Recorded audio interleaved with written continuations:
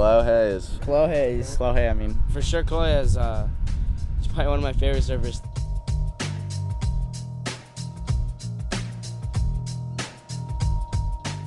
It's a fun time to be a kid in the sport of surfing.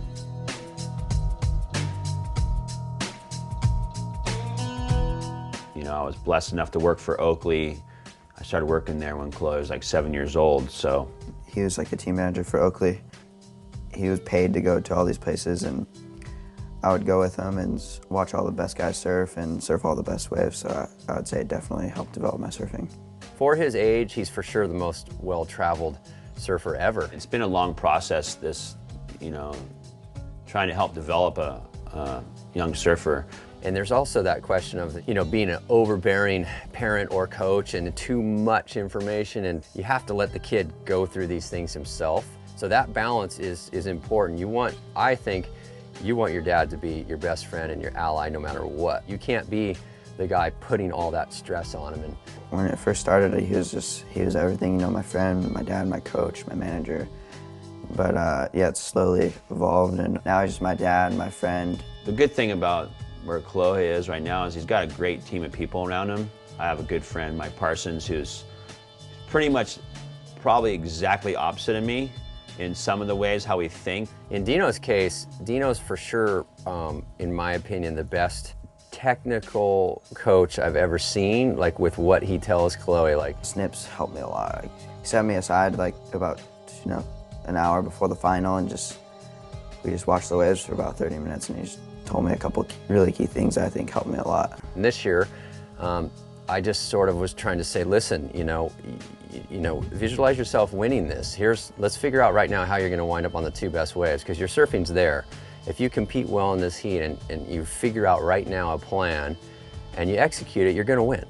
And you know, he went out and did that. I was in 5 divisions, so it gave me a lot of chances, you know, to have bad heats. Dino's way more nervous. He's a wreck when Kolohe's out there. I definitely think the part that takes over most of his body when I'm in a heat is like nervous. He just gets so nervous.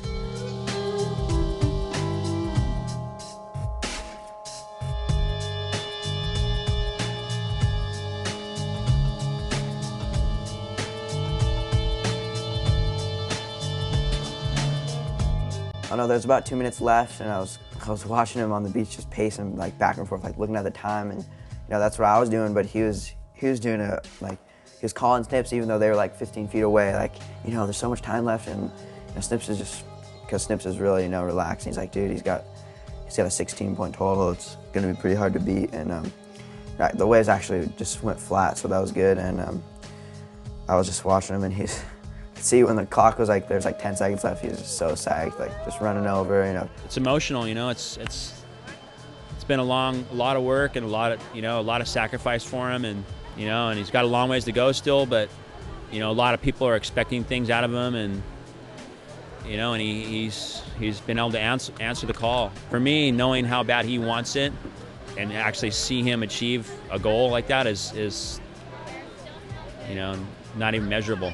Yeah, well, one of my goals was to beat Bobby's record, and I did that, and I wanted to win the Open Men's, and I did that, and maybe do the NSSA next year. It's such a fun event. I mean, I was kind of just slowly like fading away from it, but then I came back to Nationals, and the waves are pumping, everyone's ripping. It's a sick event. So Kolohe's been really good at that. He's been able to still be a kid, and Dino and Tina have been epic about letting him do that. You know, he wants to be the best surfer in the world, that's obvious. He's on that track, that's his mindset. And now he's obviously at the point where he wants to surf like Dane Reynolds, Jordy, and then a style of fanning. I mean, that's where his vision is, that high of a level of how he wants to surf a wave. I love surfing so much, and it's given me a lot, and I love surfing, you know, when it's 1 foot blown out, or when it's, you know, 6 foot and barreling down the point, or beach breaks or whatever. I just love it all.